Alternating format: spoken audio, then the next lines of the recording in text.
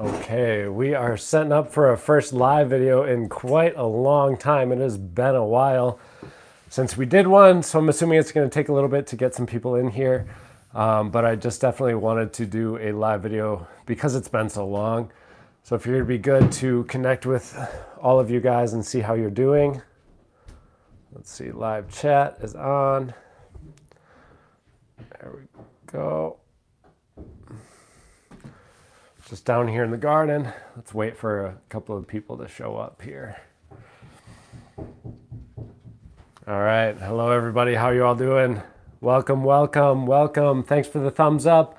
If you guys are not subscribers, be sure you subscribe. And if you are subscribers, thank you so much for tuning into the channel.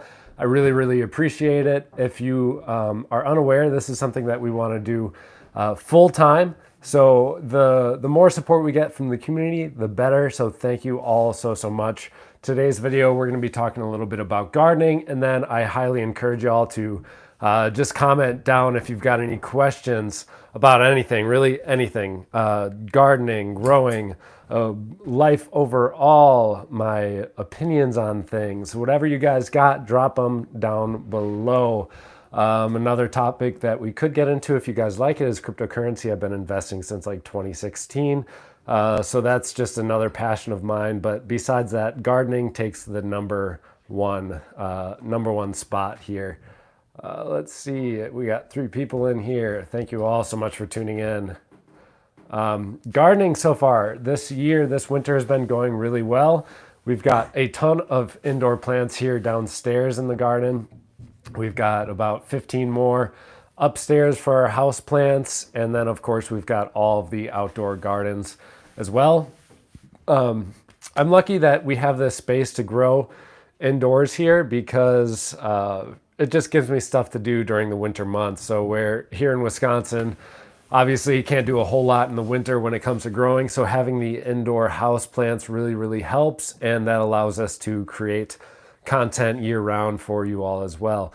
Life has been so busy lately. I'm sure you all have experienced it as well between the holidays, and then it seems like me, the wife, the kids, so many people have just been sick like constantly. So dealing with all of that and the changing atmosphere around being sick overall, if you know what I'm saying, has been kind of difficult for a lot of people to deal with. Luckily, we have a really strong friend base and community around us. So it's been really, really good so far. And we've gotten away for the most part, but you know, just being sick constantly has been a pain in the butt. So I hope you all have been healthy for the most part throughout the winter and you know, through 2021, the madness that we had with, you know what, the C word. I'm not going to say it on YouTube because the algorithm doesn't like that and whatever. So we've been okay. It's been pretty good so far. We've gotten sick a couple of times. We caught the 19 twice, actually, once in October of 2020, and then we just got it again like 3.5 weeks ago. We've been okay though. It was just a few days of exhaustion, body aches, feeling tired, fevers, but we've pulled through just fine. Thankfully, you know, we're young, we're healthy, and so that obviously has a big part to do with it. If you guys have had to deal with it, I'm sorry, my condolences. I know it sucks, it's difficult. The whole entire landscape that we're dealing with around the 19 has been difficult, but we'll make it through it. You know, it goes to show that how important, you know, the people you have around you can be, you know, just for support overall. And yeah, okay, I don't want to talk too much more about being sick and whatnot, but life has been busy, so I'm not able to get as many videos out as I wanted to. Of course, we got the 3 kids at home. We have a 4-year-old, a 2-year-old, and then our baby is about 7 months old. So as you can imagine, we are extremely busy, but nonetheless, I do try and make sure that I put out content as much as I can for everybody so you can gain all the different gardening tips and tricks that we have. So I'm always pushing to get out as much as I can. But me and Katie, we've been really set off to make the decision to start producing more and more videos for you all, to try and take this into more of a full-time basis. So all of the support that we can get is I'm so thankful for. Thank you guys so much for everything. We got a couple more viewers in here. 2 thumbs up. Drop your comments down below on anything that's on your mind. Let's talk about it. Let's talk about plants. Indoor plants, you know, something that I talk about a lot on the channel, even though our channel is more geared towards outdoors and growing vegetables and everything. When we have, you know, like I said, we do grow a lot of indoor plants in the winter, but I think indoor plants are a good segue for most people to start growing more and more in their lives. So you can start with easy indoor plants and grow your knowledge base, learn how to work with the plants, and develop your skill set when it comes to growing those plants as well. Gardening is not a simple, hey, what's up, money grabber? Hey, how you doing? Gardening is not just a simple one-stop shop to mastery. It takes a lot of time. It does take patience, obviously, because we're growing things that aren't just gonna pop up out of nowhere. It takes time for these plants to grow, and it takes time for us to learn.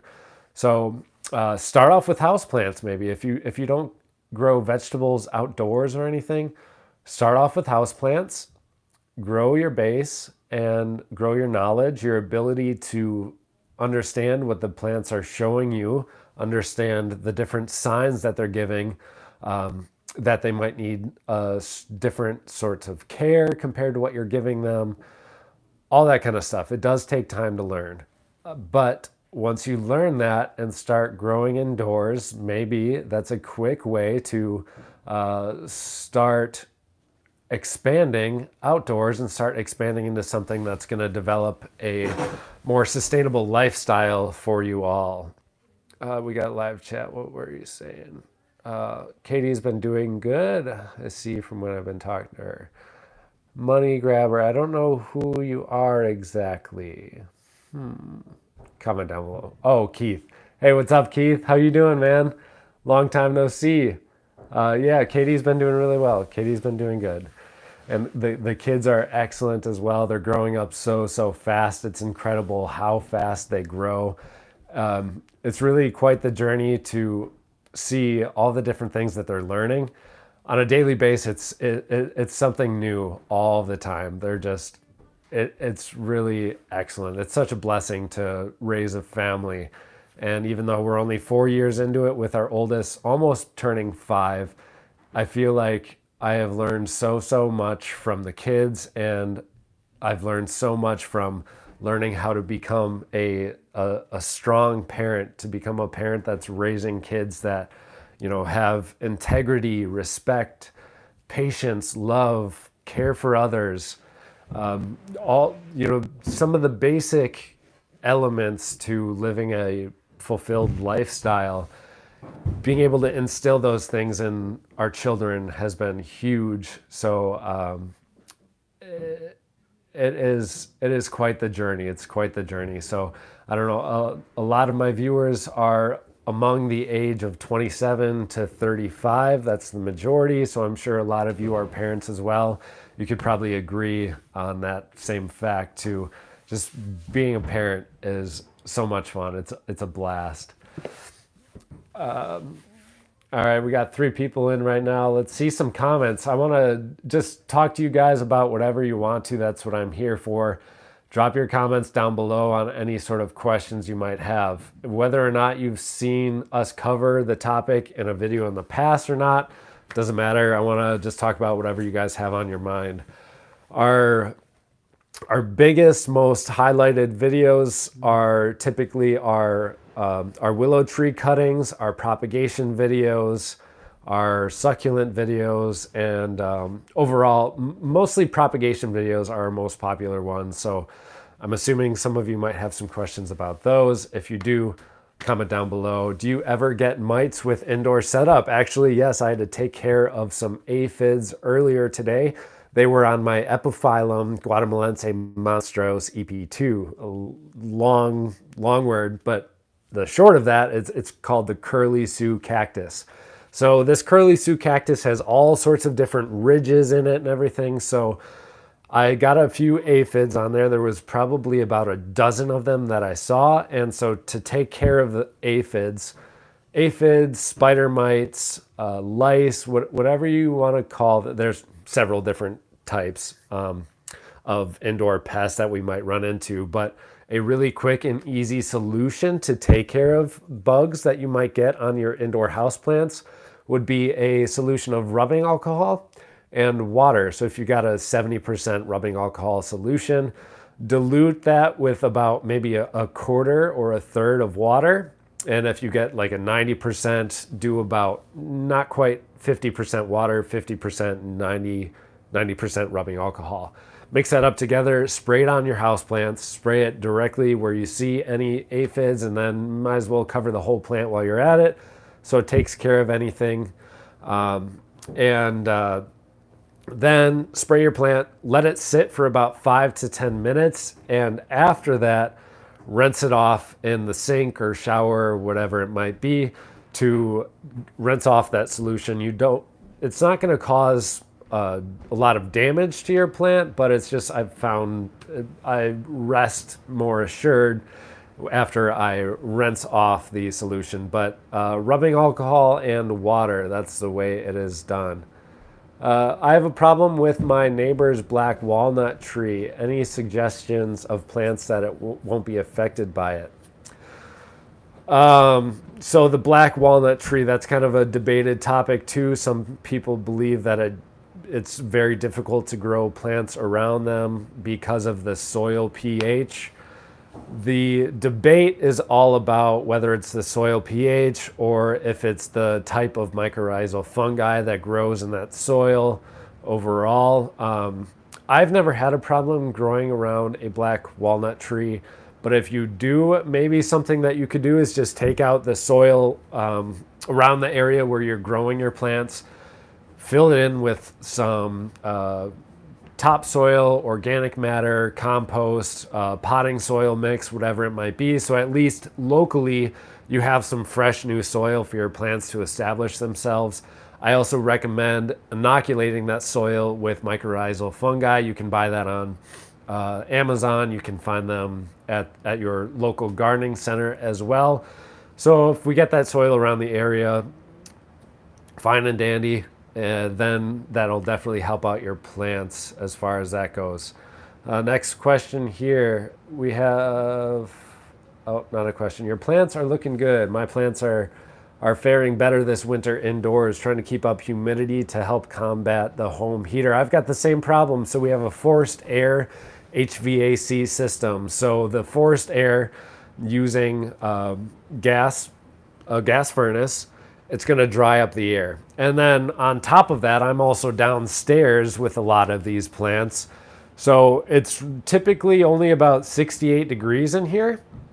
So it's not ideal, but the plants are still doing okay. Eventually I want to build a separate room down here for all these plants. So we're going to build a couple of walls, seal it up nice, and add in humidifiers and a little space heater or a wall heater if I get like a split furnace system for that single room. That way I can increase the that way I can create the environment that the plants need, because right now it's dry and it's cold. So a lot of these plants are not as happy as they could be down here, but nonetheless they are doing fine. It is something that we'll be doing later in the future, though, as we continue to invest in the channel and continue to invest into the garden as well. 7 people watching. Make sure you guys drop your comments down below. We're talking about anything you want to. Just comment below and we're going to talk about it. Whatever it might be, we'll talk about it. 7 people, 7 thumbs up. Thank you guys so much. Thumbs up, subscribe if you're not already. Really, really appreciate it. We're going to take this channel full time before you know it. And once we take it full time, our quality of videos are going to go up, and then the time schedule for these videos are also going to increase. So I would like to put out 3 videos a week once we do this thing. So it's going to be a little bit till I can take it full time, but that is all up to the community and the support that we get. So any support you all get or all could give, thank you so much. Give us a thumbs up and comment below. Let's keep this chat going. When do you recommend starting garden seedlings? Well, it depends where you live, but you can go online and just search garden planting calendar. That's the easiest thing. There's also several different gardening apps that you can download. So you would type in your zip code wherever you live, and that's going to give you a fairly extensive schedule on when to start your seedlings, whether it be indoors or outdoors. Some seeds, obviously, we don't want to start indoors, like our root crops. So our carrots, our radishes, anything that is a root crop, we typically don't plant indoors first, because that root stock that you're going to be transplanting, if you do transplant that little seedling, it's going to have more of a hard time establishing itself compared to if you started the seeds outdoors directly in the garden. So root crops, I start outdoors. All of the rest will start indoors, but whatever it might be, you can find a local planting calendar online. Just search garden planting calendar and you'll be able to find it. In Michigan, you're going to be starting your seeds fairly shortly. About typically the end of February, mid-February. Some plants do take a little bit longer. You're going to want your peppers to mature, and the longest really. So pepper seeds are going to be going in first. So those are going to be starting very shortly for you. But otherwise, the majority of your seeds are going to be started towards the end of February, early March indoors. And then, of course, we can start growing our cold hardy crops as well, start growing them indoors. So you've got some nice size seedlings ready to go a few weeks after your last frost date in the area.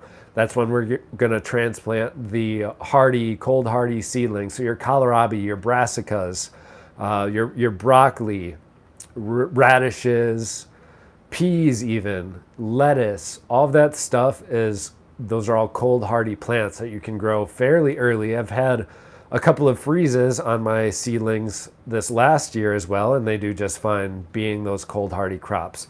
And those are some of my favorite vegetables to grow as well. So again, brassica family, cold hardy crops, first thing to go out.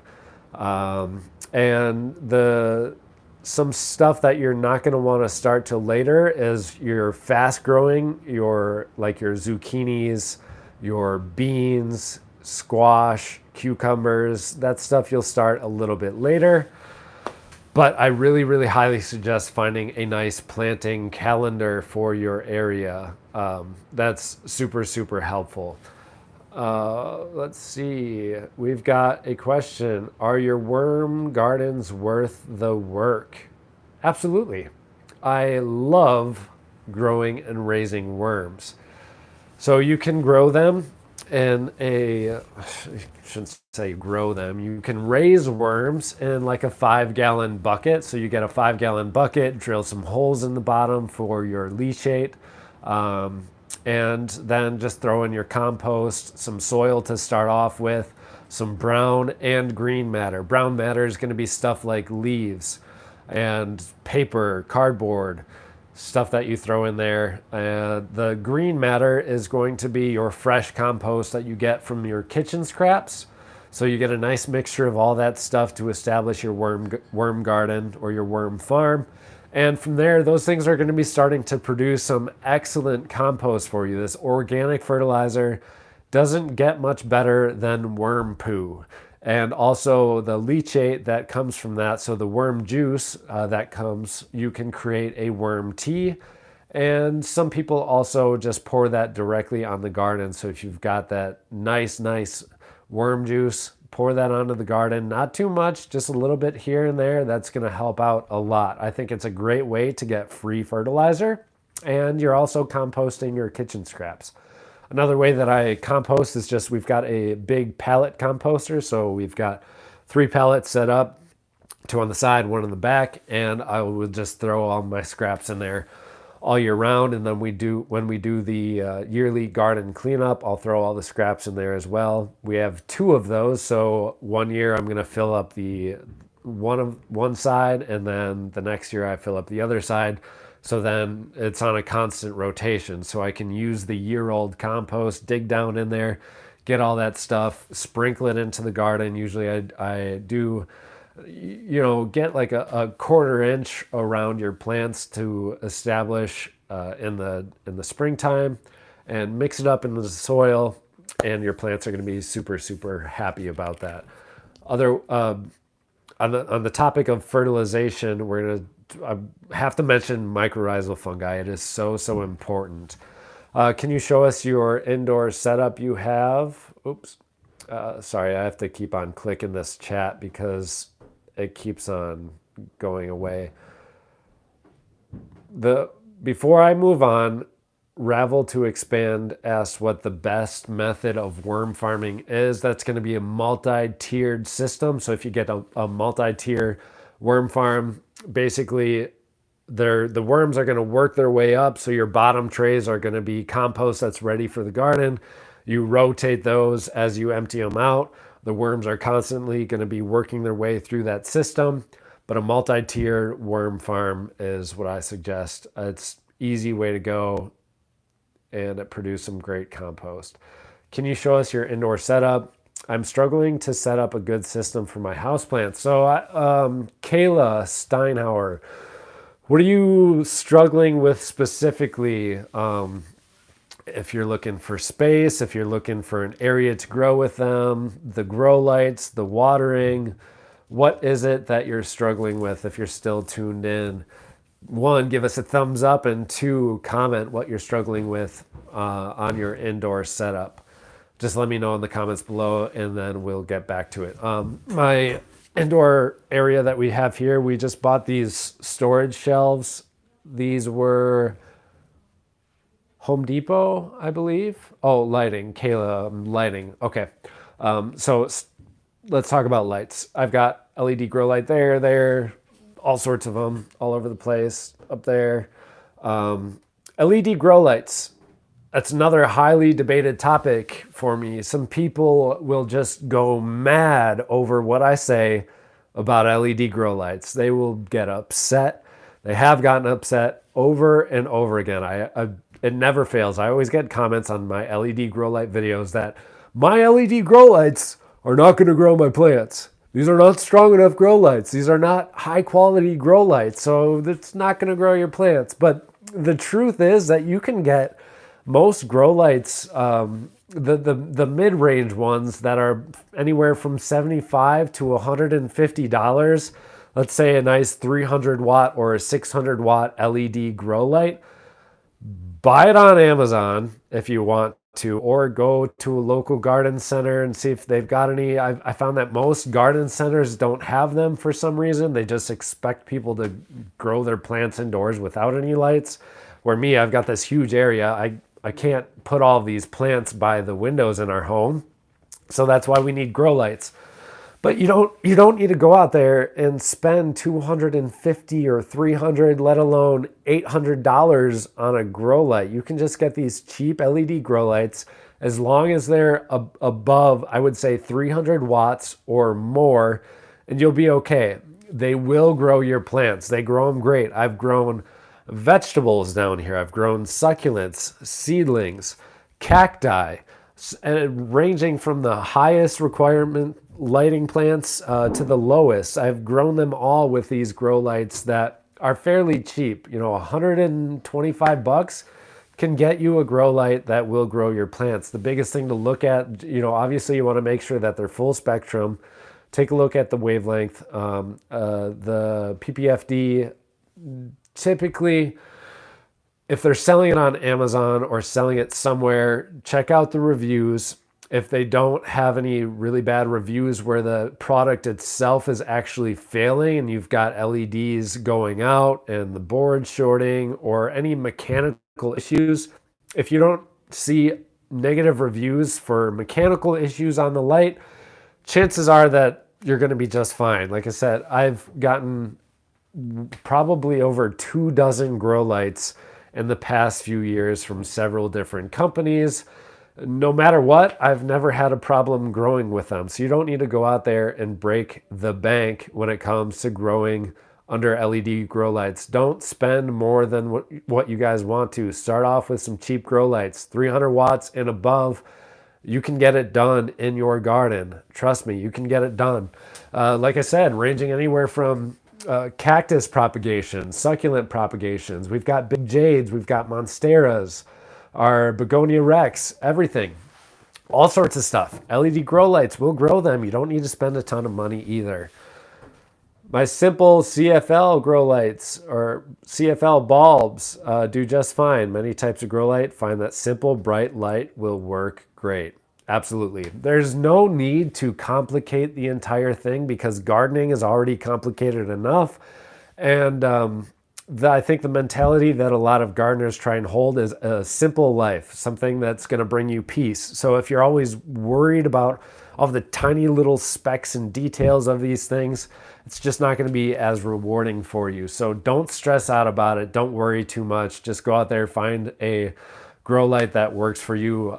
There's like Bloom Plus light. I've got what? I don't even know the names. There's so many random lights that I have here, but out of all the random lights I've gotten, none of them have not been able to grow my plants. All of them have been able to grow them just fine. Otherwise, like we saw in that last comment, if you got CFL lights, you can grow those as well. Help. I have a lot of trouble with my starts getting leggy. So if you've got leggy starts, then you need more light. So if you're growing them under lights, then get a stronger light. I don't know what wattage your bulbs are right now, but you've got to increase this. If you are growing them by a window, try and find a window that's getting as much light as possible, but you don't want a south-facing window that's going to get some really, really, really harsh rays of sun, because those could also damage your seedlings when they're just starts. It might take several weeks of them strengthening up a little bit to be able to handle some direct rays of sun. But otherwise, you got to increase your light if you're getting leggy seedlings. That's about it. Just increase your light. Otherwise, a lot of seedlings can be planted deep. So if you have seedlings that are grown super leggy and they're starting to tip over, you could add in soil around them, plant them a little bit deeper. Many different types of plants will start to grow roots from the stem as well.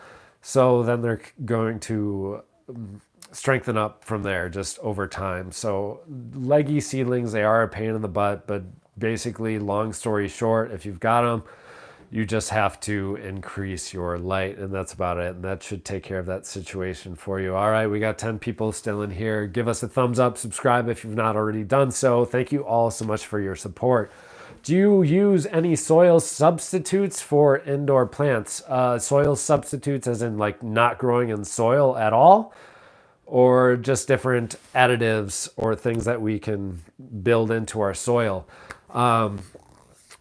We've got perlite, we've got peat moss, we've got orchid bark, we have cocoa core, all that kind of stuff we mix into the plants depending on the type of plant. So our cactus, we're going to add soil, perlite, so it's a fast draining mixture and it's not going to hold the soil or hold the moisture. It's not going to hold that water. It's going to drain through. If you are growing stuff like succulents, you want a fairly infertile soil.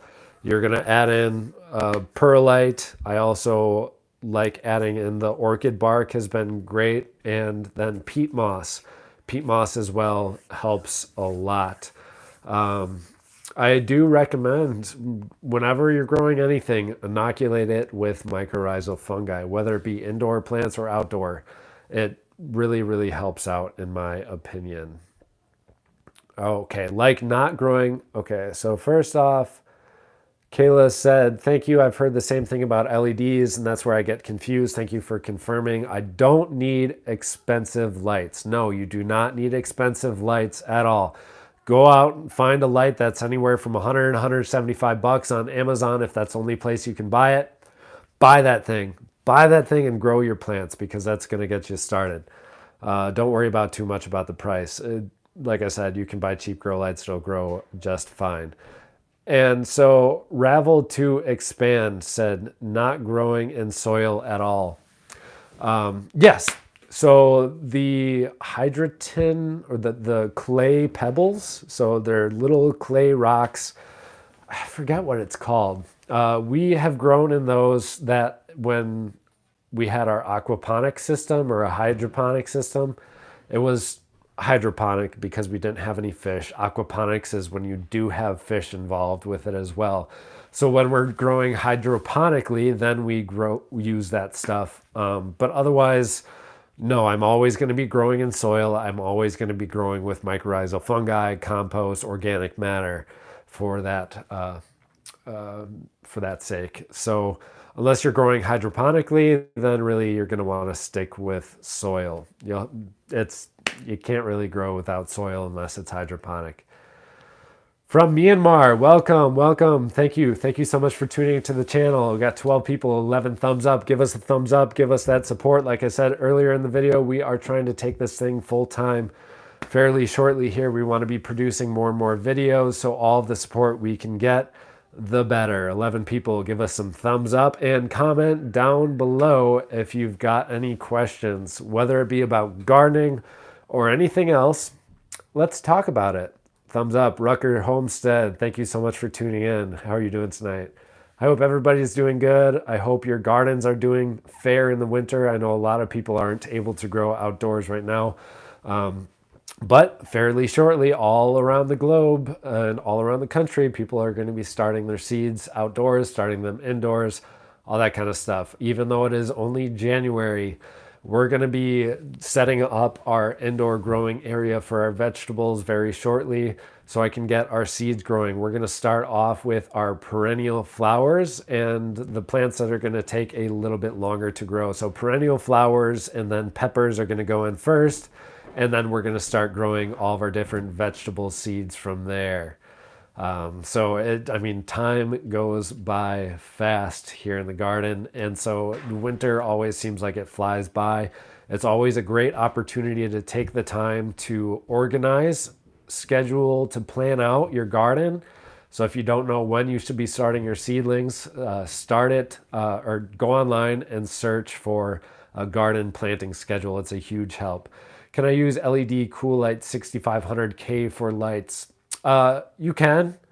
You definitely can. So 6500K, that's a little bit on the higher spectrum. So you do want to get a full spectrum light if at all possible. 6500K will grow them, but it's not going to be absolutely ideal. So just getting a full spectrum grow light if you can, if it's in the budget. Otherwise, use what you got to grow it. And if your plants are really, really struggling, no matter what you do, then maybe you're going to have to invest in a different grow light. They are fairly cheap, though. You don't have to spend a lot of money. You don't got to break the bank.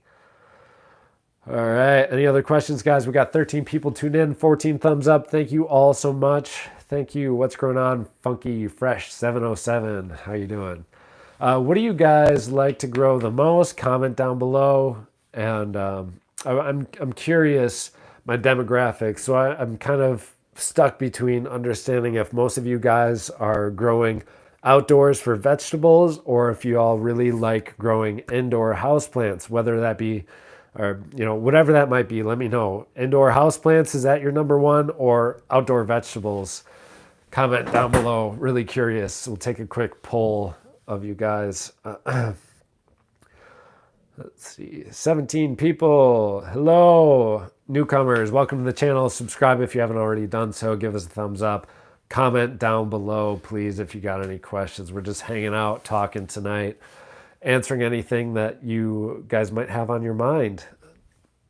Doesn't even have to be garden related either. Outdoor vegetables, Checkers X. All right, sweet. We're huge into outdoor vegetables. We just got 9 raised garden beds set up, so we are expanding that portion of the channel outdoor vegetables are a huge reward for us. We did not have to buy any vegetables last summer because of the garden beds that we had in our backyard. Even though we only have about 0.34 acres on our property, we are inside a small village and we don't have a lot of land, but yet I could sustain our family of 5 just off of the veggies we grew in those 9 garden beds. And then we had a small squash patch that we grew, butternut squash, zucchini. So it was an 8-ball zucchini, black beauty zucchini.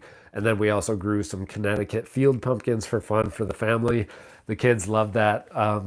Our oldest, he had accidentally picked one of our pumpkins this year before it was ready because he thought it was a watermelon. So it looked nice and green, just like a watermelon. He comes up to the back door, super excited. He's like, "Look at this watermelon I picked."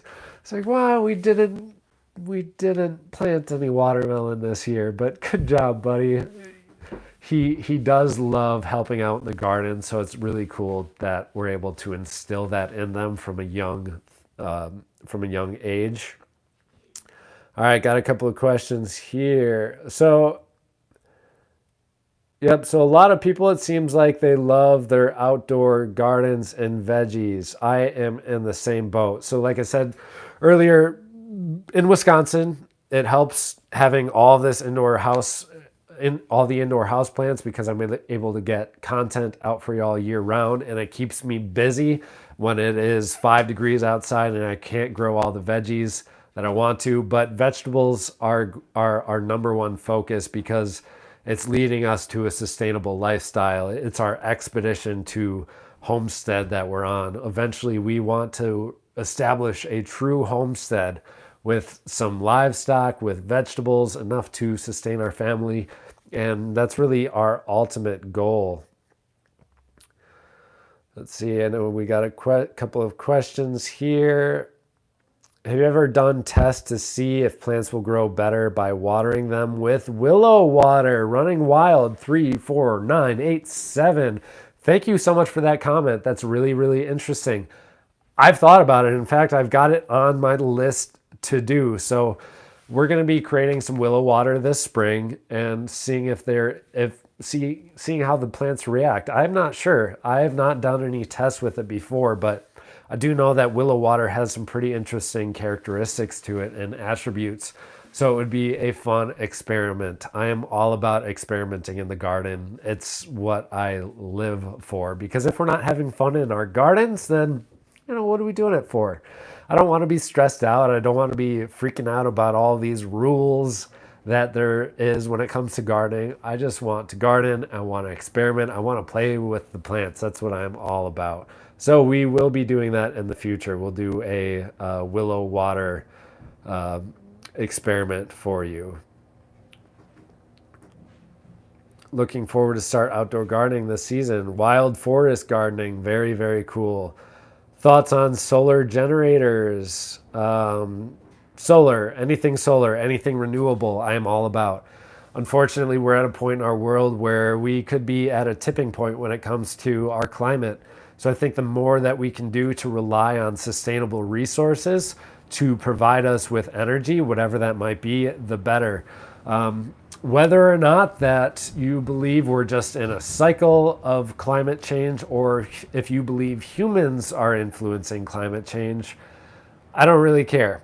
Sustainable resources are always going to be better. So advancing the technology and using our money, our buying power to build up sustainable companies, the more we can do that, the better for our world, the better for overall consciousness of people on this planet, and the more people we're actually able to sustain as well.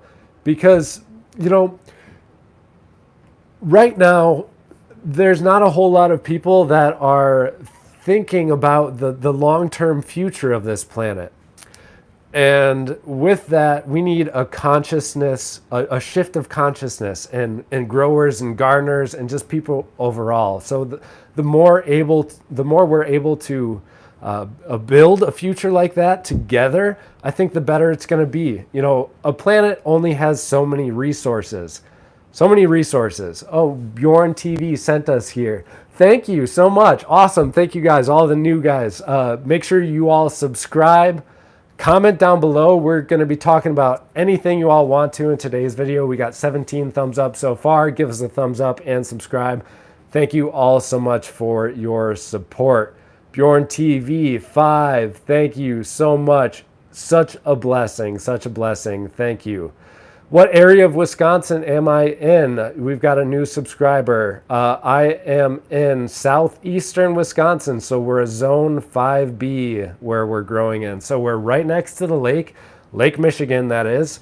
So typically we have a little bit warmer weather than the rest of the state. So it's a blessing to be able to grow a little bit longer here in this part of the state than, say, if you were in central Wisconsin. Definitely could not grow as much because the lake kind of acts like a heat sink. So during the summer months, it will be a little bit cooler because of the lake.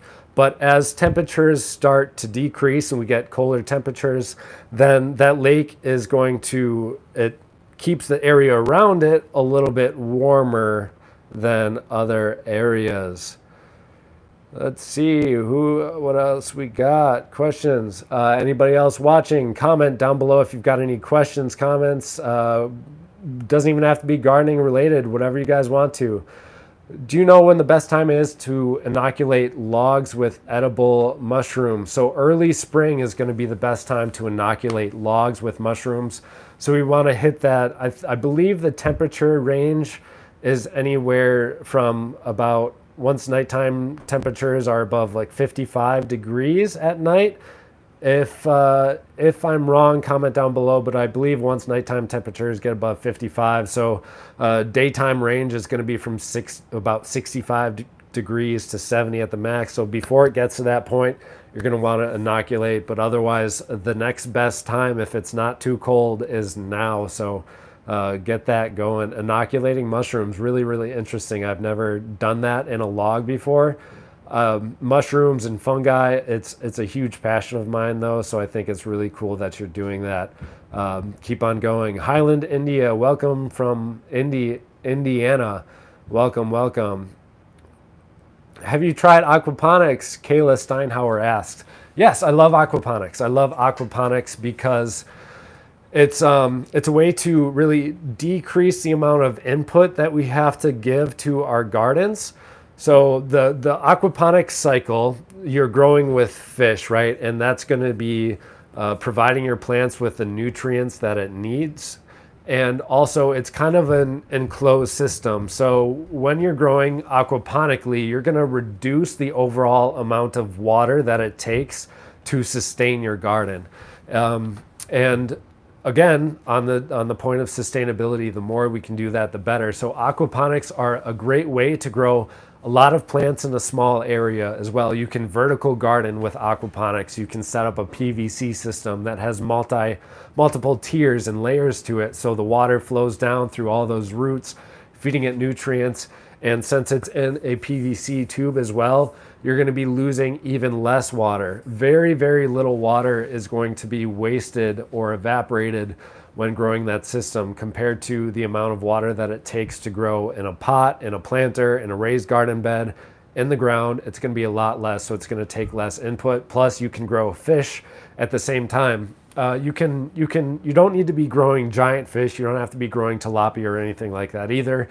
You can just have goldfish or koi fish, or even just stop down at PetSmart or Petco, whatever you have around you, buy some aquarium fish, throw them in there, and they should be doing just fine. We've grown aquaponics with cichlids before in the past. I love that. We've also done goldfish. It's been just fine. In the future, obviously, we want to, as we expand the channel and grow, take this thing full time. We want to grow some tilapia or also perch. So in Port Washington is a local aquaponics garden center, and they grow yellow perch in their aquaponics, and they have really, really great success with it. So we will be doing that in the future. All right, let's get to a couple more questions. Best time of year to transplant or move perennials? The best time to move perennials is going to be really early spring. Early spring as they start to pop up out of the ground before they've grown too much. That's when you want to transplant them. So whether it be hostas or things, typically I see people transplanting hostas because you've got to divide them a lot. But perennials, you want to transplant them early in the springtime. Okay. 12 viewers, 19 thumbs up. Thank you guys. Thank you all the new viewers. Subscribe if you've not already done so. Thank you so much for your support. Give us a thumbs up and then comment down below on anything you want us to be talking about here in this video. Upstate New York was just in Door County. Not super close. Yeah, Door County is about 3 hours, 3.5 hours away from us, I think. A beautiful place. I love Door County. Me and my wife and kids, we like to go there every year as a nice little family trip over the weekend in the fall. I just grow tomatoes. Red Bull peppers took too long to ripen. Again, I talked about earlier, pepper seeds are going to be something that you're going to want to start as early as possible in the garden. So I really like to give my peppers a couple of months of growing indoors under our LED grow lights before I transplant them. Otherwise, you're going to have to grow transplants. You're going to have to buy the plants growing already at the garden center before you put them into the garden. If you start your seeds outdoors and you're somewhere, you only get about 5 months of growing time at the max, 4 months really. Then you're going to want to start your peppers indoors. They're just not going to have enough time otherwise. Best time of year. Okay, talked about that. Thought my plant died. Try to bring it. So if you thought your plant died and you're trying to bring it back to life and it's recovering, awesome, good job. The thing that I do when my plants have hit a snag in the road is simply just to try and not touch them as much as possible and make sure they're in good growing conditions. So this aloe back here, actually, that one, as you can see right now, it's about maybe 18 inches tall at this point. I have a video that I made last year of that thing completely dead. What happened was it sat outside. We were in the process of moving into our new home and everything, and it let's just say it died. Like I had two little leaves popping up, and that was it. So what I did with that is I kept it outside. I basically ignored it and just watered it once every 2.5 weeks if need be. I didn't pull it out of the soil. I didn't try and inoculate anything else in the soil because it's already so stressed. We don't want to stress out that plant any more than it already is. So if you've got a plant that's almost dying, just make sure that you double check and make sure you're watering it when it should be watered, and then put it in the conditions that it needs. Then you should be fine. 15 viewers, 21 thumbs up. Give us a thumbs up if you just tuned in. Thank you so much for tuning in. We are very hot and heavy in the comments. Thank you guys so much for all the comments and questions. Really appreciate it. I really appreciate it. It keeps this thing flowing. Let's see. You know about dirty stallus? No, I don't. Running wild.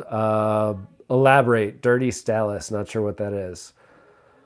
Let's see. If a leaf is yellow, what's wrong with it? Are you giving it too much water, or are you giving it too little water? Well, the answer to that question is both. You can get yellowing leaves from overwatering your plants, and you can get yellow leaves from underwatering your plants, which is why the most important thing when watering our plants is to just do a quick finger check. Stick your fingers a couple of knuckles down into the soil. If it's moist, then you don't need to water it yet, unless it's been several weeks and that soil is really starting to dry out on the top layer.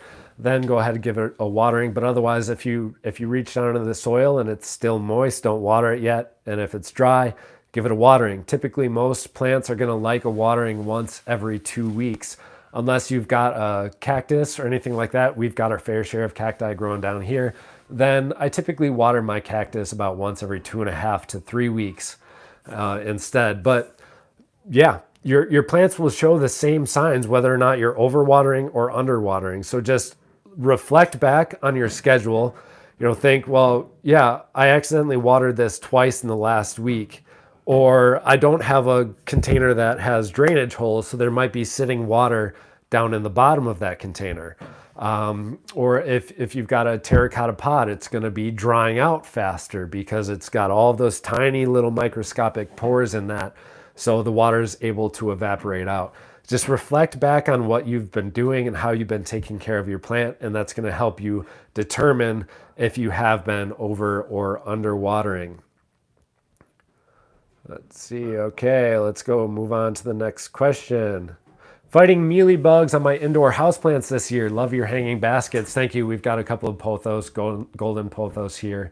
Go to our houseplant video that we've had recently, our tour, you'll see we've got a giant pothos upstairs that's growing about 8 feet wide, 9 feet wide at this point, and I want that thing to grow across the entire ceiling up there. So we will be doing another indoor houseplant tour video very shortly, but absolutely, I love pothos. They're easy to care for as well. Any new viewers, make sure you guys subscribe if you've not already done so. Give us a thumbs up. Any support you can give is highly, highly appreciated. It allows us to create more and more content for you all, and to grow your passion and to grow my passion of gardening, indoors and outdoors. That's what this channel is all about. My house is very cool. Should I get a warming pad for plants if starting seeds indoors? Yes. So a lot of these plants are growing indoors in the basement right now. So it's about 68 degrees down here, rather cold and rather dry. So they're not in perfect condition. They're not in really great conditions to be growing. And I can get away with it when it comes to mature plants like this one. But if you're starting seedlings indoors, a grow mat or a heat mat is really, really going to help out. So I do suggest, if at all possible in the budget, buy a heat mat for your seedlings if you are in a cold area. But if you're growing mature, older plants like this, you should be okay. I bought 2 hardy hibiscus, was told that once planted, they should never be moved. Is that accurate? You know what? It's really interesting because I've also been told in the past that I should not transplant any native species. We've got like mayflowers in the area or bloodroot. Many people are told that you cannot transplant those. I've done it. When transplanting a plant that should not be transplanted and that does not react well to transplanting, make sure that you have the right area picked out, that you're not going to be changing the environment that it's in. So if it's growing in a lot of shade right now in a wooded area or something like that, then make sure you kind of duplicate that scenario. Or if it's growing in full sun, try and replicate that same type of growing condition and your plant's going to do better. Also, take out a large portion of soil. You're not going to want to, try and take a small little spot of soil along with that plant. Take a larger section of it and the plant will do much better that way also. So, if it's not the end of the world that plant might die or have a hard year of growing after you transplant it, then, and you really, really want to transplant it, go ahead and do it and try it, experiment with it, and then give your feedback to different gardening channels or videos about that topic if you have succeeded with it.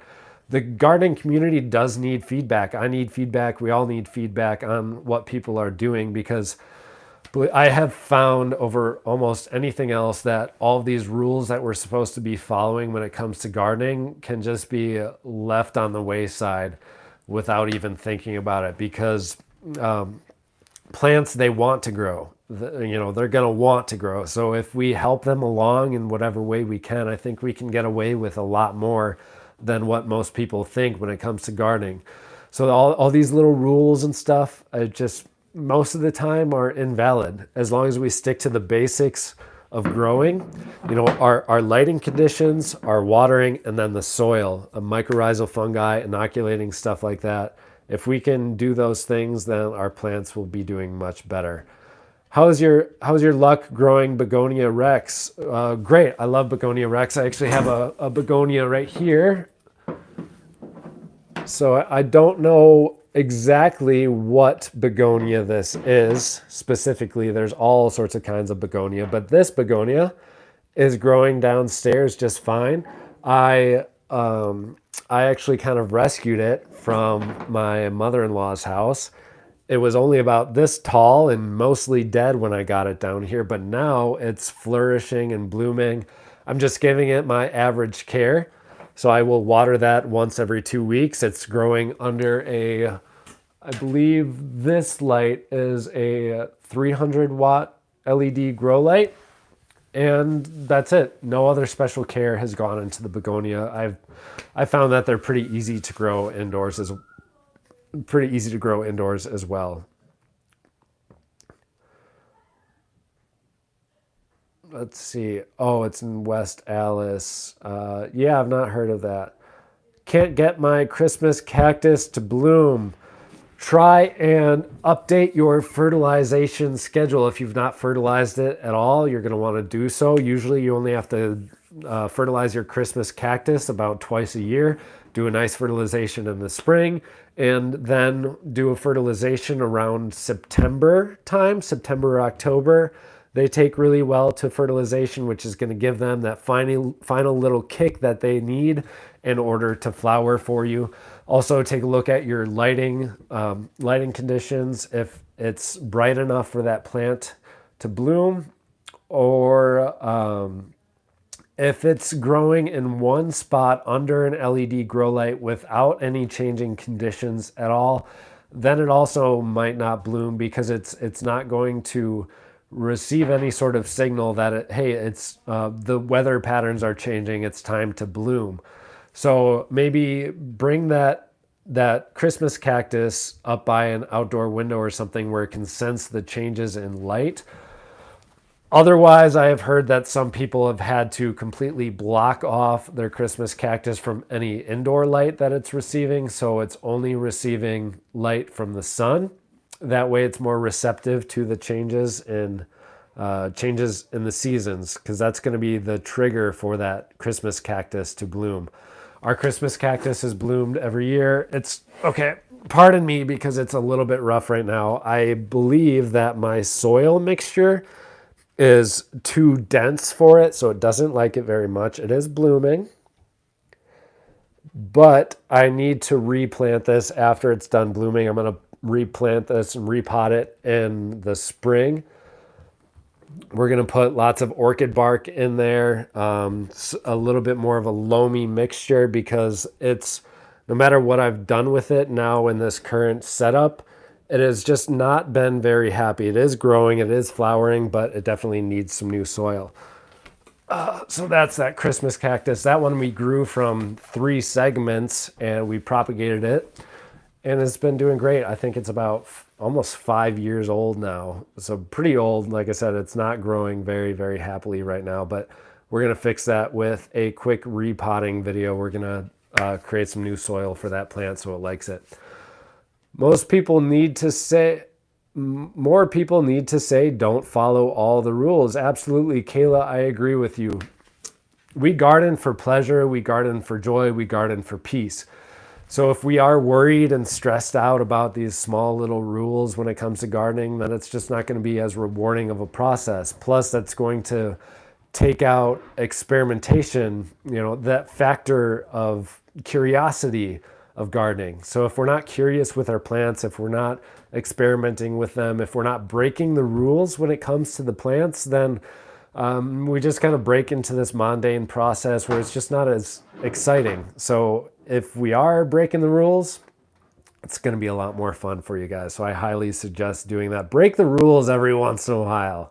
Break the rules.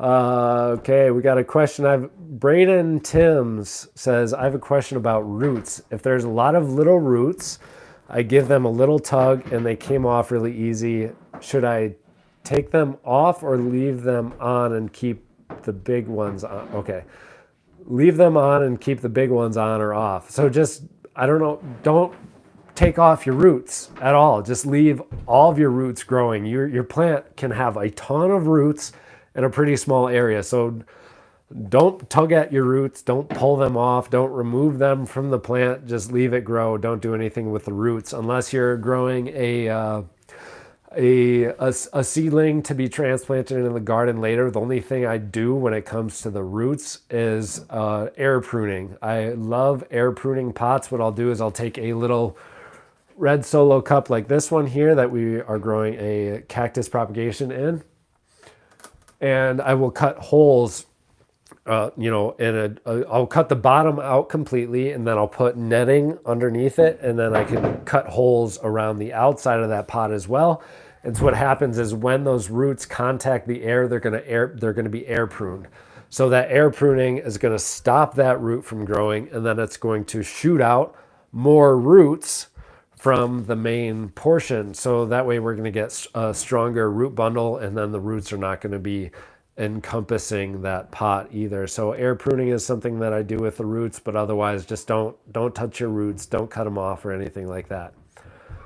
I'm fighting green aphids and little white flies. It killed all of your petunias. You made soapy water vegetable oil. That'll work, but otherwise try the good old rubbing alcohol trick. That's something that I do most of the time when I get any sort of bugs in my indoor gardens. I will use a 70 or 90% rubbing alcohol mixture, spray that right onto your houseplant, let that rubbing alcohol mixture sit for about 15 minutes, and then after that, rinse it off. Continue doing this until you see no more aphids, no more spider mites, nothing on your plants, no more mealybugs on your plants. It might take a couple of rounds of doing this before you have completely decimated that population, because there's going to be leftover eggs that you're not going to be able to catch no matter what. It's not going to be done in one go, so you might have to repeat the process a couple of times. Already, we got 14 viewers right now, 22 thumbs up. If you just tuned in, give us a thumbs up. Thank you all so much for your support. Comment down below with anything you all want to talk about, gardening related or not. Thank you guys all so much for keeping the chat rolling. I really, really appreciate it. It's awesome. We've got the best gardening community here. Thank you all so much for your support. Have you ever rooted a large root from a willow tree? Want to try it for bonsai? Yes, go over to our channel, scroll down to earlier this spring. I believe it was like April or May-ish. Go on our channel, after this video, of course, go on our channel, check out willow tree cuttings. We planted the biggest willow tree cutting that I can find on all of YouTube. It was a cutting about this big. It's about 3 feet, maybe an inch in diameter. I stuck that bad boy in a big 5-gallon bucket of water. Excuse me. I stuck that bad boy in a big bucket of water, and within a couple of weeks, we had a ton of roots growing from it. So we took that, made a big hole in the soil, filled it up with organic compost, and then nice gardening soil, and inoculated that soil with mycorrhizal fungi. And we also mixed in some wood chips to that soil, because those are going to break down and create a nice home for that mycorrhizal fungi to grow over the long term. And pop that in there, and to this day, that willow tree is doing incredible. Incredible. I don't think I'm ever going to take a small willow tree cutting again. I mean, I will. But the point is that if you've got a willow tree that you're going to propagate, you don't have to propagate the small little twigs. Most of the time, people will recommend growing a willow tree cutting that's about 6 to 8 inches. And in fact, I am guilty of this myself. Before I experimented with the large willow tree cutting, I had no idea that it could be done. And trust me, it's the best way to grow willow tree cuttings. Because now we have a willow tree in the backyard that's just about 6 or 7 feet tall that we grew within one season. One season, we grew a 6-foot tall willow tree off of a cutting. So you are basically reducing that time of growth for a willow tree that size by a couple of years. And plus, then we're able to get a nice strong base. The trunk of it is nice and thick. It's not a 1/4 inch cutting that's going to take several years to grow.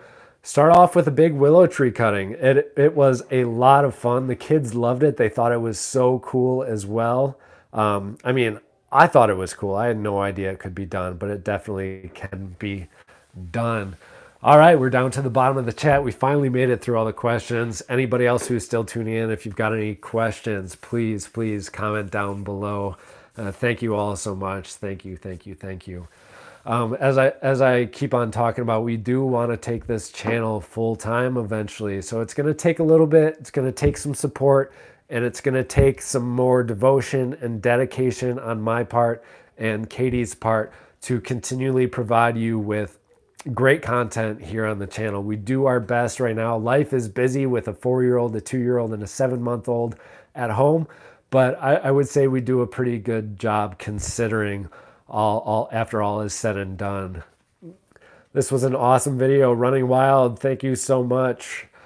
I'm wondering about a chunk of root under the ground because unique shapes. Yeah, seen that video. Wondering about a chunk of root from under the ground because of the unique shapes and sizes of the roots. Oh, have you ever... Okay. Yeah, I'm not sure what you mean there. Running Wild. Yeah, if you want to learn about roots and the structures that they form, when I created that big willow tree, you could see all of that root structure. So it really allows you to inspect how they grow and to kind of understand how those roots fractal off of each other. It's really, really cool to see it exposed like that when growing in a bucket compared to, if you're growing in the ground, you're never going to be able to see the root structure. But with willow tree cuttings, they pop out of that thing so fast and start growing really fast that every single day you're going to see new root structures being formed on that plant. It's really interesting. Really cool too, because it's just something that a lot of people don't get to see. And it doesn't get any more simpler than growing a willow tree cutting though. I've wondered about bonsai from willow trees. Yeah, so a lot of people have, I think, and unfortunately a lot of people don't do it. And most people have a negative viewpoint on growing willow trees because of how big they grow, how fast they grow. They can cause issues with sewer systems, pipelines in the water, electrical lines, whatever. So you got to be conscious of where you're planting it. But if you are growing a willow tree and want to keep it small and grow it into a bonsai, that's what we're doing in our backyard right now with this larger willow tree cutting that we took. We're going to continually prune it down every single year. So I plan on not allowing the tree to get more than 12 feet tall. That way I can easily maintain the structure that I want to be growing and the patterns that I'm growing it in. So when growing this willow bonsai, what we'll do is you've got your main branch or your main stem coming up. You've got the trunk of the tree, and then you're going to have branches coming off. What we're going to be doing is creating different platforms of growth on this willow tree in a specific pattern that we want. So if you continually prune those platforms, that's where you get that bonsai look. So we can duplicate that with a willow tree, especially since it's such a fast growing tree.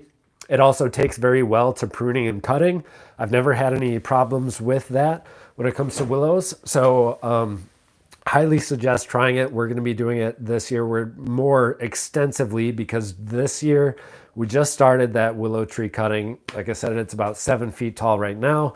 So this next year, we're going to start establishing the different patterns in that willow tree to create the bonsai that we're looking for. All right, we got 13 viewers right now. If you've not already done so, give us a thumbs up, subscribe to the channel, and thank you all so much for tuning in to this video.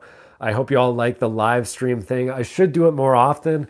I've said in the past that I'm going to do a live stream every week, but I've almost never gotten to it. So this video is doing very well so far. If we can continue to do that, maybe I start off with just a live stream once a month, and then as we continue to grow, maybe move that down to once every 2 weeks. Or I just buckle up my bootstraps, if that's the saying, and get it done and just do it every week because it's so much fun. It's a lot of fun to do live videos like this. All right. Do I have worm bins? Yes, I have worm bins. I highly suggest doing it too. A multi-tier worm bin is the easiest thing to do and a great way to provide your plants with some excellent fertilizer as well. My orchid leaves have white spots. Is this something you've noticed? The white spots in orchid leaves? Yes. I don't remember what it is that causes that though. If it's a type of like bacteria or anything, I'm not sure. So if you guys can help her out there with the white spots on orchids, otherwise, let me write that down. I could write that down and maybe do a video in the future here about it because we do have a beautiful orchid growing upstairs. It's actually one of the first ones that I have been growing. I usually don't do a lot of orchids, but Katie really likes orchids and it looks really great in the kitchen. So I'd like to continue with our orchid collection. Braden Timms asks, what is air pruning? You're new to gardening. No problem. No problem. There's so many people that are new to gardening. So air pruning is basically creating so if you've got your pot or a basket, a felt basket that you're growing your plants in, basically what air pruning is it's a barrier that allows your plant's roots to grow through, but after that point, it's going to contact air. So when I'm growing my seedlings, I air prune some of them with great results. And what I'll do is I'll cut out the bottom of that pot and then I will replace it with a netting. So it's enough to hold the soil in there, but it allows the roots to grow down. And once the roots reach that point where they're about to touch the air, they stop growing. So it essentially cuts off your roots at that point. And what that does is it sends a signal to your plant that, hey, we need to be sending out more main branches, more routes of extraction for all of these nutrients that we need. So it's going to tell all these little different nodes to start growing out roots from the plant. And from there, we get a nice, lush and thick root ball growing because of it. And also it helps stop the roots from growing into a circle around that pot and choking themselves out, because that's something we want to avoid. So air pruning is a great method when growing all sorts of plants. The air pruning pots, so it's like a felt pot, they're very helpful when it comes to certain plants, or if you've got a small area where you do want to grow in pots. I would really recommend trying air pruning. Its main point is just to provide your roots with more pathways to grow. So instead of developing one main root, it's going to develop several other main roots instead. All right, we got 7 people in here yet. We've been streaming for 73 minutes, 24 thumbs up. All right, thank you guys all so much. It's a lot of fun.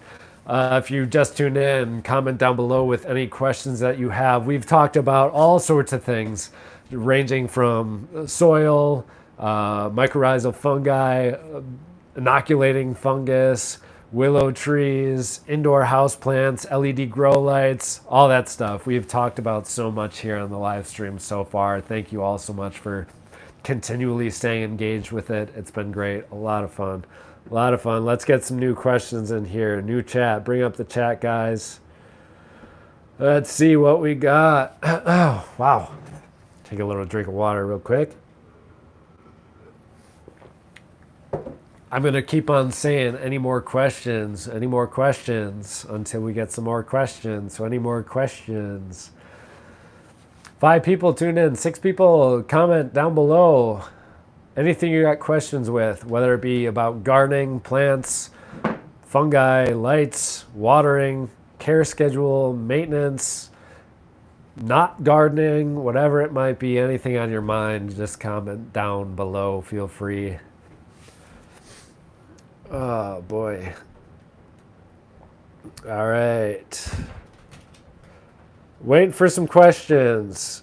We've went through about, I don't know, 25, 26 questions so far. So let's see if we can get some more in here.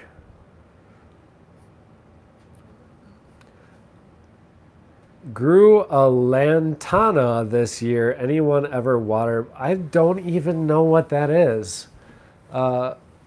Maybe let me write that down too. Lantana. I don't know what that is. Don't know what that is.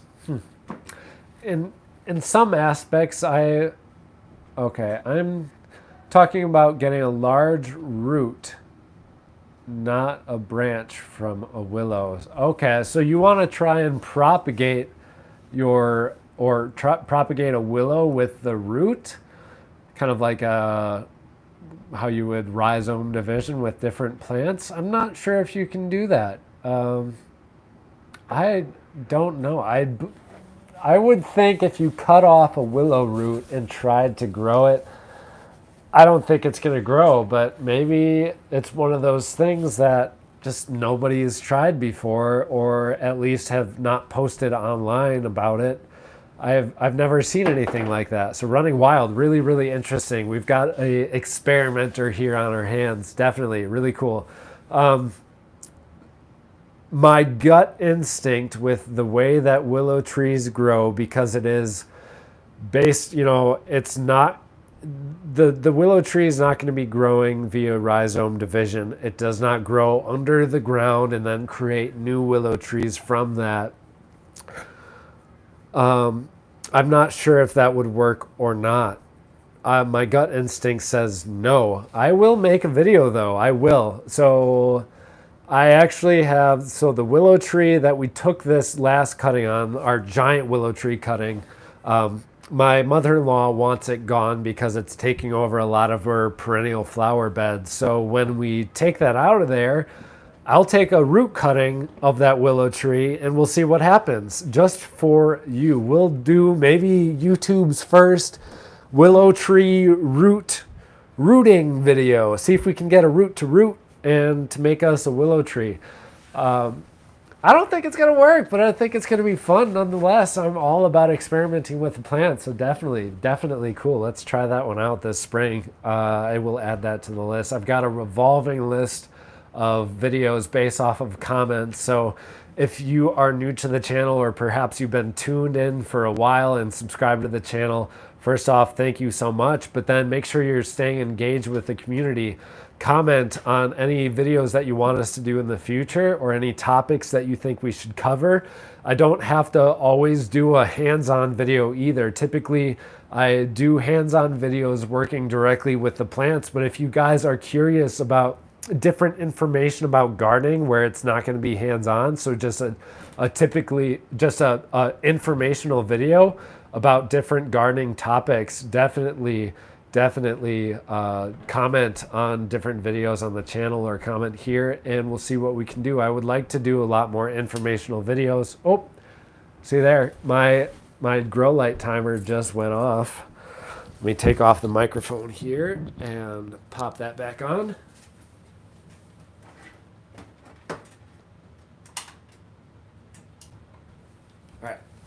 All right. Grow lights, by the way, segue quick, are on for about, I think 9 hours a day or 10 hours a day, and that is plenty of light. You can also grow them if you're worried about your energy consumption. Most plants will do fine with 8 hours of light each day with these LED grow lights. I found your channel because I was looking for info about willows running wild. Awesome. Yeah, willow trees are some of my favorite videos to do because they're so easy to grow. A lot of people are able to have access to some sort of willow tree, and they're fun to propagate. It's fun for the whole family, fun for so many different ages. So willow trees are just great, and then the different properties that they have too, really interesting. I think it's, oops, I forgot to put the microphone over here. I think willow trees are kind of like a spiritual tree for a lot of people, and with good reason. They are just incredibly beautiful trees. All right. I received a money tree in the mail by one of those plant monthly club companies, and it arrived this week. It was 0 degrees outside. All of the leaves were green yesterday, and now they have turned brown. Oh boy, that doesn't look good. If that money tree did freeze,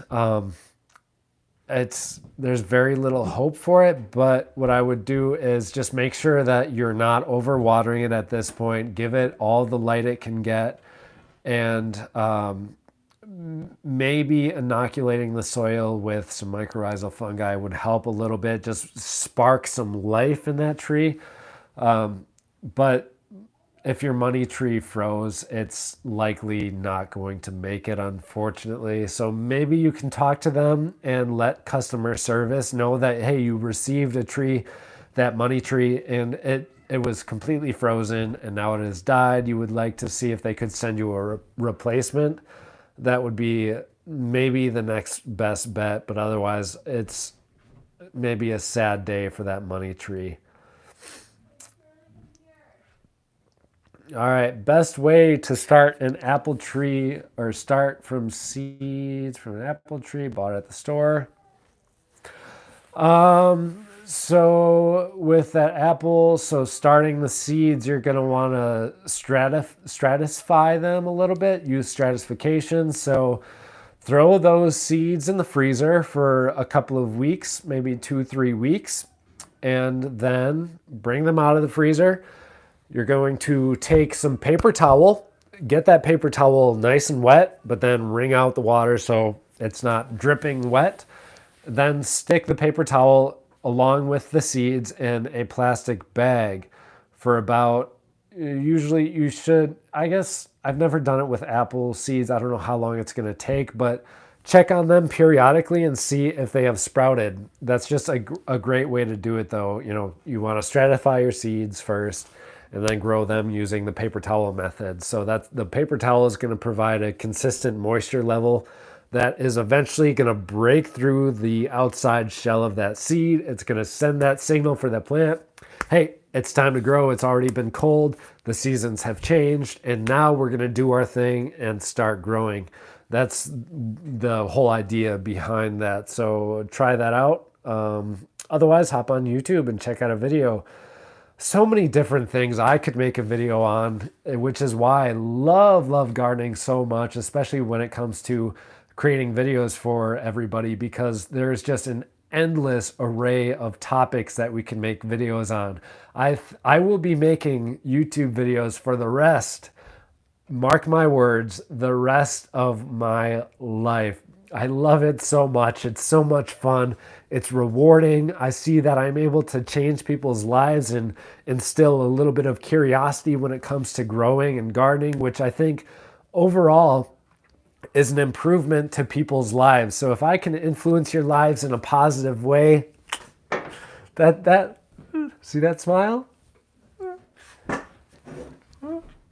That's what it's all about. I love being able to change your lives for the better. It's a step-by-step process.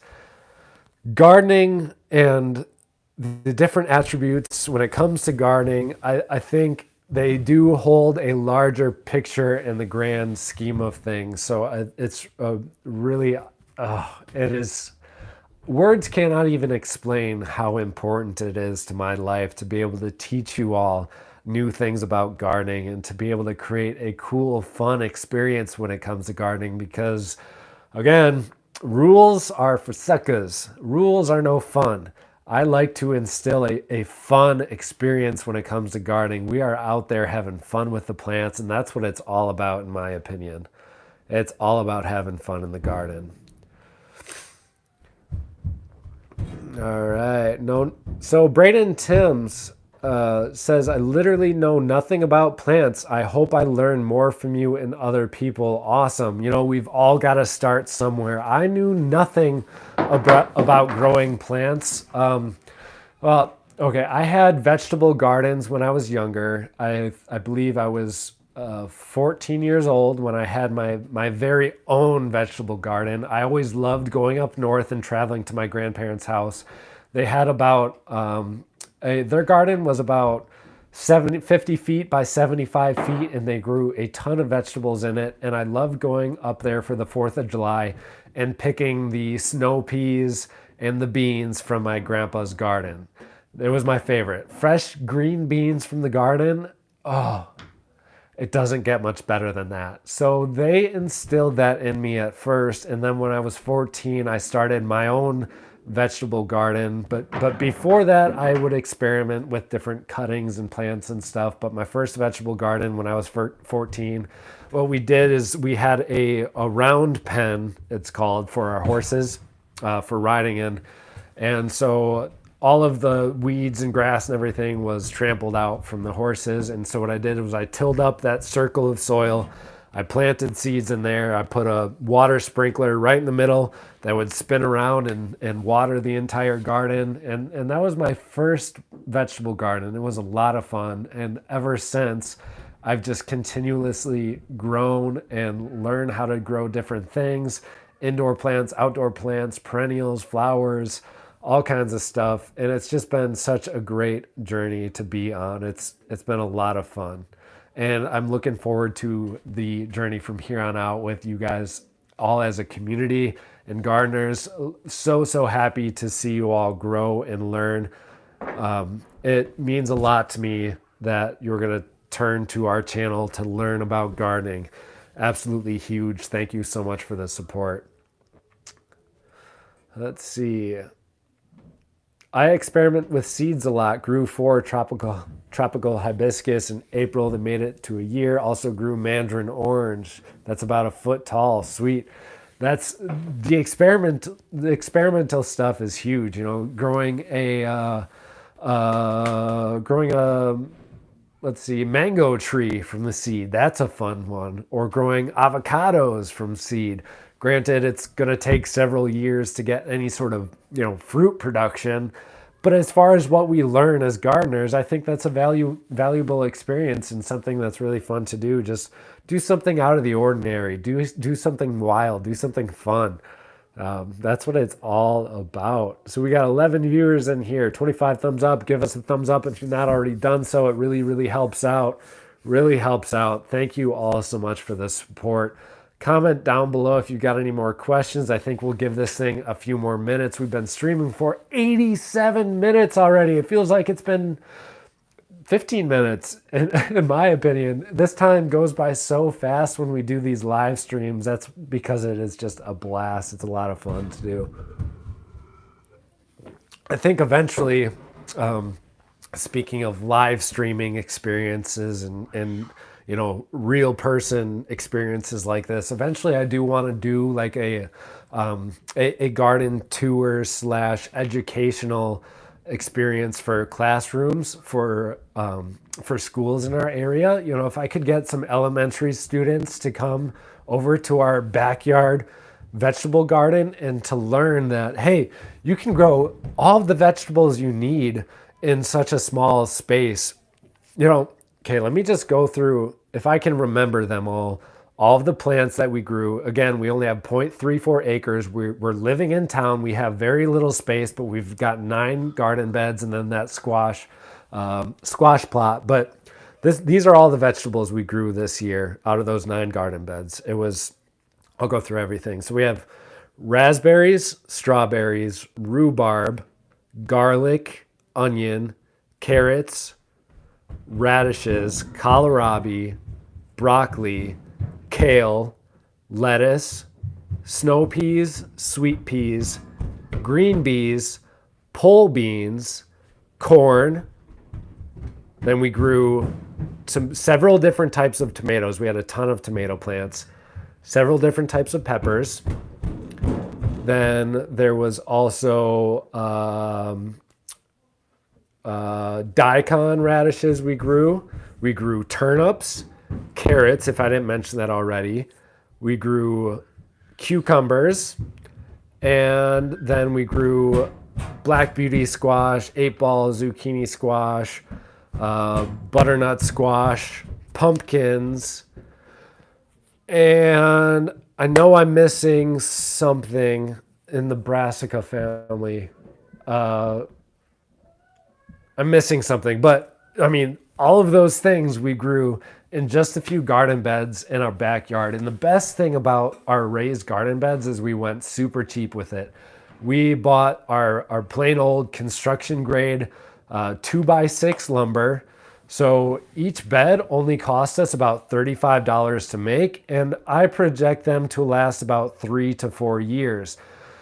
You don't need to go with cedar when it comes to raised garden beds because cedar is extremely expensive, especially with the price of lumber going up and up and up and up and up and up and up. Like, I don't think lumber is going to be much cheaper for a while. So just instead of letting the price cost of getting these gardens going inhibit you from starting, start with the cheaper materials first. Just standard construction grade pine will provide you with a raised bed that'll last for several years, where cedar is going to cost you about 3 to 4 times as much of an initial upfront cost, but is only going to return you about another 1 to 2 years. Maybe, yes, you could get a cedar bed to last you for about, 8 to 10 years, absolutely maximum. You'd be super lucky if it's that long, with just a 2x6 cedar. So when it comes to the cost versus return ratio, just start with the cheap pine. It is gonna do fine. And the reason why I grow in raised garden beds is because it's super easy to inoculate the soil with all the different things that we want to, compared to working with the native soil that we have. It's going to be easy to amend, and then I can inoculate mycorrhizal fungi wherever I want to. And also it's going to be easier to keep the weeds out of that garden bed as well. We spend very little time weeding our garden beds. Another reason behind that is because when we grow our vegetables, we like to throw on about 1.5 inches of wood chips on top of that each spring. And that's going to, it keeps the soil moist. It gives the mycorrhizal fungi a home. It's going to break that stuff down, and then that's going to in turn turn into fertilizer for our plants, a long-term, slow-release fertilizer. The mycorrhizal fungi establishes all of these networks under the soil, and it truly works with the roots of your plants. And we're going to be able to keep nice, healthy soil in raised garden beds. It's going to be a lot easier than growing in the native soil. Unless you're trying to grow a huge area of vegetables where you're going to be using machinery and all that kind of stuff, then you aren't going to grow in raised garden beds. But otherwise, I really suggest growing into a raised garden bed. It's bar none the easiest thing to do. And like I said, we made our raised garden beds for about $35 each. Do you use a camera or phone to stream? I use my phone. It's an iPhone 12, but then I do have a microphone. So the microphone helps out a little bit with the quality. I've not used my camera. I've got a...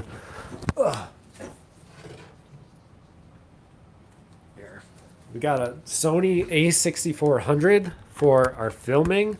I like this one because it's got the pop-up display there, so no matter what angle I'm filming at, I'm able to get nice shots. I do just have the kit lens on it right now. It is the 18 to 135, 3.5 to 5.6, and I would like to get a camera with a lower aperture, so larger aperture.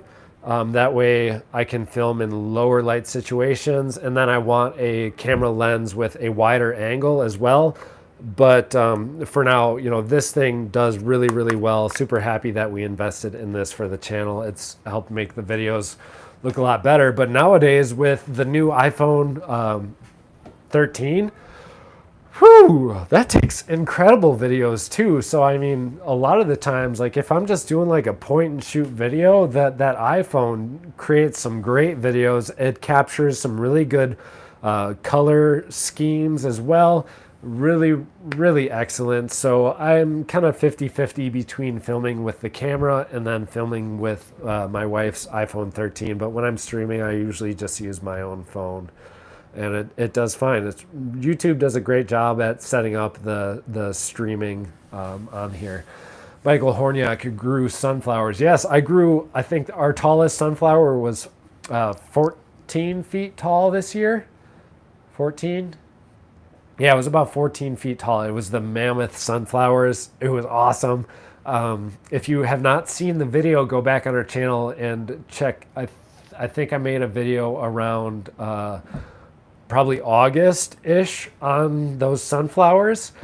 They were just massive. So I saved seeds from our largest sunflowers, and then I will be growing those this next year. So maybe over time, we're able to produce larger and larger sunflowers. You know, obviously we're not going to take out a world record or anything like that. The world record stands at, I think it's over 30 feet for the world's tallest sunflower, and that was a mammoth sunflower. Absolutely huge. You know, you're thinking it's almost a basically a three-story building and a sunflower. That's another really cool plant. Willow trees and sunflowers, some of my favorite plants. My favorite indoor house plants are ZZ plant, Sansevieria, aloe, Pothos, because they're so easy and it's a good introductory plant for a lot of beginners. And I also like aloe vera and jades too. All right, guys, we got 9 people in here. 9 people, 26 thumbs up. Give us a thumbs up if you're just tuning in, have not done so. Subscribe as well. Thank you all so much for the support. Give us a thumbs up. Helps us out. 26 so far. It's excellent. That's doing great. This video has been so much fun so far. Give you a few moments for any other questions that you guys have. Otherwise, I should be getting to it. We got to get the kids to bed pretty soon here and all that good stuff. So if you all have any other questions, I'll give a few minutes and we'll answer those and close out this video. I want to thank you all, though. It's been a blast so far. Any last comments, questions? Again, it doesn't even have to be just gardening related. Hi, I'll grow some sunflowers starting around March. Awesome. Sunflowers are so much fun. So much fun. It's really interesting that they are using sunflowers in different, so like Chernobyl to help remediate the soil. They're one of the very few plants that can take soil and really break it down, remove any heavy metals, toxins, and then you're left with some nice soil afterwards. There's a couple of pretty large scale experiments and scientific studies happening around the world on remediation of soil using sunflowers. So give that a quick Google if you're not aware of that. Really cool stuff going on. Something I want to be doing in the future when we do take this full time is just focus on large scale experiments involving the community and other people around the globe as well. What's the earliest you put out cool weather crops? I will not put out cool weather crops any earlier than like 3 weeks before our last expected frost dates. So I really wait for nighttime temperatures to be at least 36 degrees. So our cold weather crops can experience a frost. They can experience a slight freeze, but a heavy freeze, so anything below 25 degrees is almost going to be a deal breaker when it comes to our seedlings outdoors. Even the cold hardy crops, if it drops below 25 degrees, they're probably not going to be able to make it through that.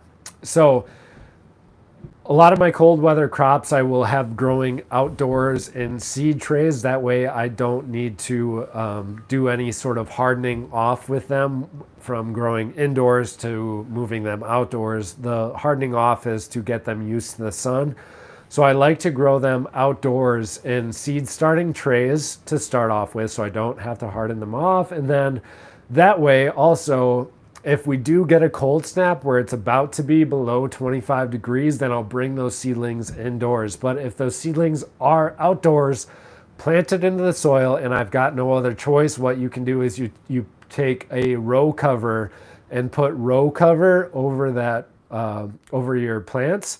That way it's going to help reduce the amount of frost and freezing that takes place over those seedlings. So it kind of acts like a miniature greenhouse, just covering them with row cover, or also if you get a large Rubbermaid container, plastic container, or glass mason jars, you can stick a bunch of mason jars over your seedlings if you're expecting a deep freeze, and that's going to protect your plants as well. But otherwise, yeah, I usually will put them out a couple of weeks before my last frost date, but be careful. It is always better to wait a little bit earlier than rushing our plants and then ending up damaging them. So, if our plants can be growing in great conditions their entire lives, then they're going to be producing better crops for us in the long term. I got some seeds from another gardener this year. What's the video you did on these? So Michael Kelly's, I did several videos on sunflowers this year. If you go back on the channel, I think you can just go on our channel and then click search, find sunflowers. We did videos on preserving our sunflower seeds, on when you should cut off your sunflower heads to dry them. And then I also just did a video showing you all our giant sunflowers this last year. So several videos on our sunflowers. Just head over to the channel and check them out if you'd like to do so. Again, it's a very, very fun plant. It's one of those plants that's a great introductory for a lot of people because they're so easy to grow and they grow so quick. You don't have to be very patient with sunflowers to get a fun experience from them. Thank you so much for tuning in from California. Awesome. And Texas.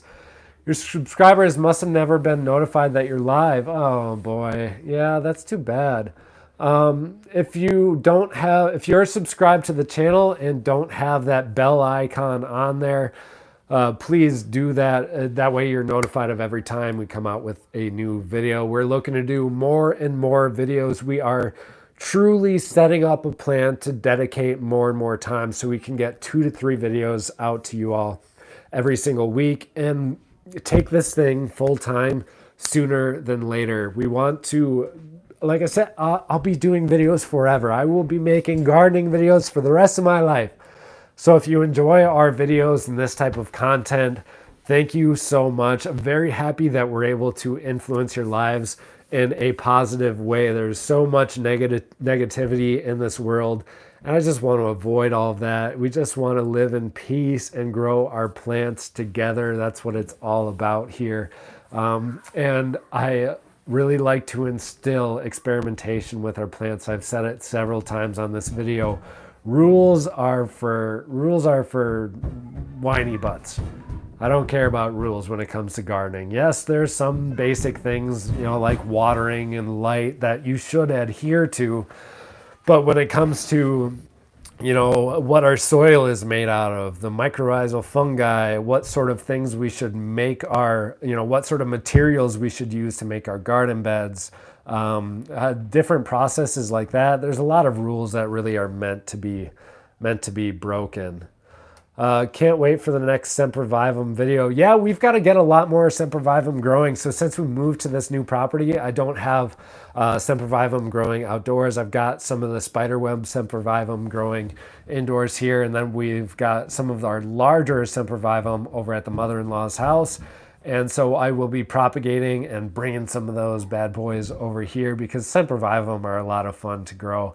I've grown probably about 400 of them in my time, and I've since parceled a lot of them off, gave them to different friends and family so they can grow them in their gardens. But they're a blast to grow, super fun to propagate, and you can get a ton of Sempervivum growing in a pretty short amount of time as well. So guys, with coming on 103 minutes and 42 seconds, 28 likes, 11 viewers right now, I want you all to just give us a thumbs up really quick. We're going to be checking out for the night. It has been a blast. Thank you all so much for tuning in. Make sure you all subscribe to the channel if you've not already done so. We provide you with content year-round. I like to make a little bit different content than most people because like I said, we break the rules when it comes to gardening. So thank you all so much for tuning in. I wish you all the greatest gardening adventure, and we'll see you in the next video.